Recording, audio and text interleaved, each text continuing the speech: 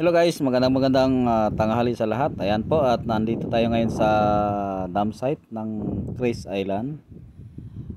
Totally guys, ang trabaho ko rito ay isa kong pipe fitter. Kaya lang medyo wala pa kaming gaanong project at hindi pa nasisimulan yung aming project. Kaya dito kami ngayon na-assign.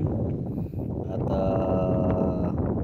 yan naman ang usapan namin ng aming company. Pag wala pang ginagawa ay kailangan naming maging isang flexible, kumbaga na magtrabaho kahit anong ibigay habang wala pa kaming ginagawa. Ayan, at ito po yung aking task ngayong araw ay magsisegregate po ng basura.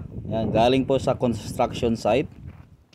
Yung mga basurang kahoy at karton. Yan po yung aking ipaghiwalay. Kailangan kong hiwalay yung mga karton at yung mga metal. Ayan, yung mga metal hindi na kami gumagalaw niyan, saka yung mga basurang yung nabubulok hindi na kami gumagalaw. Yung amin lang kinukuha po ay yung mga karton at kahoy.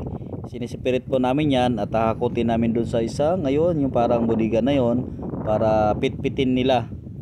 Para gawing parang isa siyang box na nakapitpit na yung mga karton, at yung mga kahoy naman ay itatambak namin sa isang area na gilingan po ng mga kahoy para gawin nilang lawanit. Ayan, yan po yung mga karton na aking sinipirit.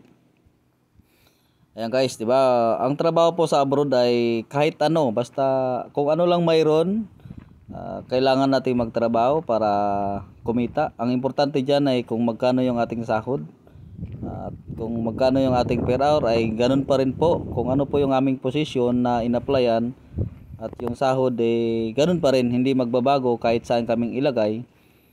Kumbaga parang halimbawa may isang area na walang gumagawa at wala pa rin kaming ginagawa, ay kailangan naming tumulong or magtrabaho sa ganyang inuutos sa amin para tuloy-tuloy po ang aming kita. Ayan po na may mga basura ring sasakyan. Basura na po yung mga sasakyan na yan, hindi na po yan ginagamit. Yan po ay dudurugin.